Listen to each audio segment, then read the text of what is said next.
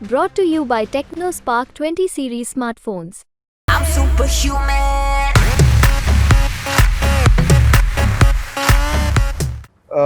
लेकिन हरियाणा के अंदर आप सभी जानते हैं गुटबाजी कांग्रेस के अंदर तो है ही।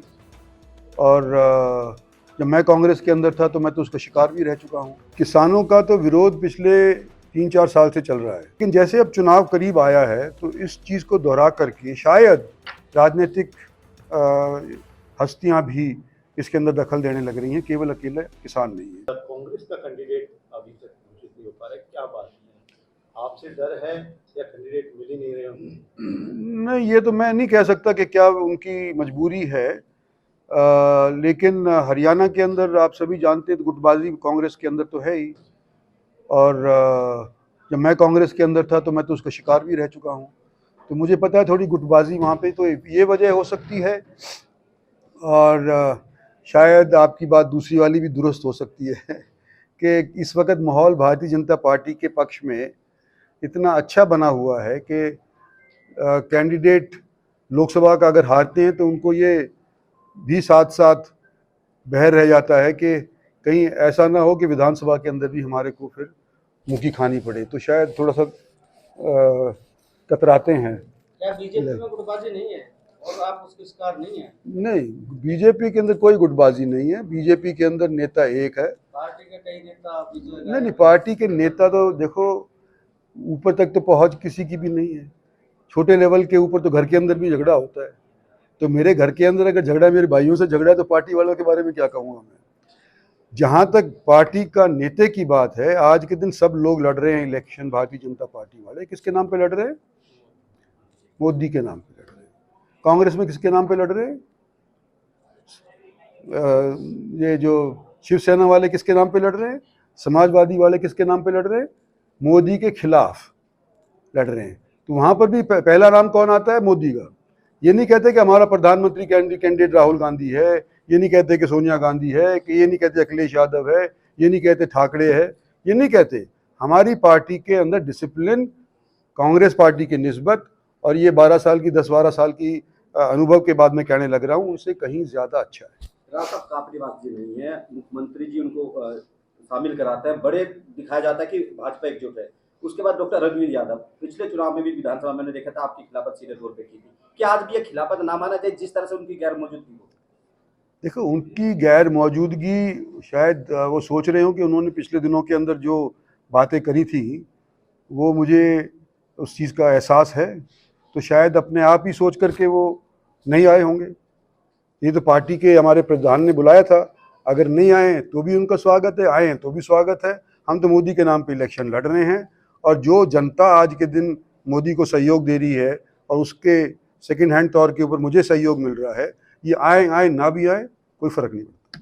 दूसरी बात कर ले, हरियाणा में लगातार सांसदों का विरोध हो रहा है जो प्रत्याशी हैं, आपका हालांकि अभी ऐसा बढ़िया चल रहा है, तो किस तरह से देखते हैं जिस तरह से विरोध हो रहा है, लगातार लोग किसान घुसने नहीं दे रहे, इवन सीएम तक का विरोध हुआ है? देखो, किसानों का तो विरोध पिछले 3-4 साल से चल रहा है, कोई नई बात तो है नहीं। और कहाँ तक ये इनकी बात सुनी गई और विवाद ख़त्म की गया 3 साल पहले या 2 साल पहले, वो आपको भी मालूम है, मुझे भी मालूम है। लेकिन जैसे अब चुनाव करीब आया है तो इस चीज़ को दोहरा करके शायद राजनीतिक हस्तियां भी इसके अंदर दखल देने लग रही हैं, केवल अकेले किसान नहीं है। कोटली में आपसे जो अरविंद शर्मा है, एक सवाल उनसे भी किया गया था कि विवाद आपके साथ है, उन्होंने कहा कि आशीर्वाद ले, लेकिन अब जिस तरह से कोटली में जा रहे हैं, विरोध लगातार उनका हो रहा है, क्या आप उनकी मदद करेंगे वहाँ पे? देखो, हमारी पार्टी के कैंडिडेट हैं, उनकी मदद तो करनी पड़ेगी हमारे को। हमारे पार्टी के कैंडिडेट सभी को ही मदद करनी पड़ेगी हमारे को, पिछली बार भी हमने करी थी। तो ये तो है नहीं कि भाई हमारी पार्टी के एक नेता हों और उस नेता का कोई प्यादा हो उसकी मदद ना करें। मैं भी एक प्यादा हूँ और वो भी एक प्यादा है। रेवाड़ी की बात करें, पिछले 5 साल में विकास के नाम पे एक ईंट तक नहीं है। आप भी लगातार 15 साल से आपको जिम्मेदारी दी थी, तमाम विकास कार्य पेंडिंग चले, बस स्टैंड की बात कर रहे, बाईपास आज तक अधूरा है। एक आपने राजनाथ सिंह से वो घोषणा कराई थी कि जो भर्ती उपकेंद्र खोला जाएगा, आज तक उस पर काम नहीं हुआ। तमाम इस तरह के काम है लेकिन काम नहीं हुआ, किसको जिम्मेदार मानना है इसके लिए? देखो, जिम्मेदार तो मैं किसी को नहीं ठहरा सकता, लेकिन अगर ये काम जिसके बारे में हमने चर्चा करी थी या जिसके बारे में हमने आश्वासन दिया था, अगर हम रेवाड़ी से हमारा एमएलए हो जाता तो शायद संपन्न हो जाते। अब सुनील मूसेपुर को रेवाड़ी की जनता नहीं हराया ना, तो हमारा कहने वाला कौन रह गया?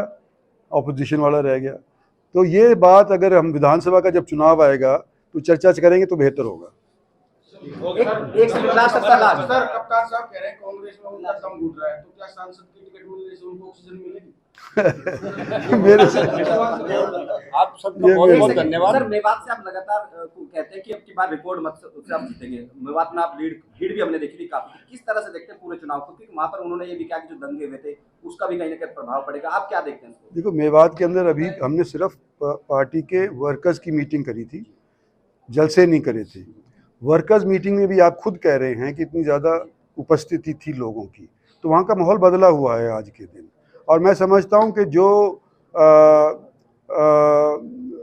पिछले दिनों के अंदर जो चर्चाएं हुई थी यात्रा के दौरान, उस चीज़ को सारे के ऊपर आज के दिन सब संभल गए हैं। सब समझ, पार्टी वाले भी, हिंदू संगठन वाले भी और मेवात वाले भी, और सबको ये महसूस आज के दिन हो रहा है कि देश की तरक्की जब ही हो सकती है जब हिंदू, मुस्लिम, सिख, ईसाई, अल्पसंख्यक सब कुछ मिल करके देश को आगे बढ़ाएंगे।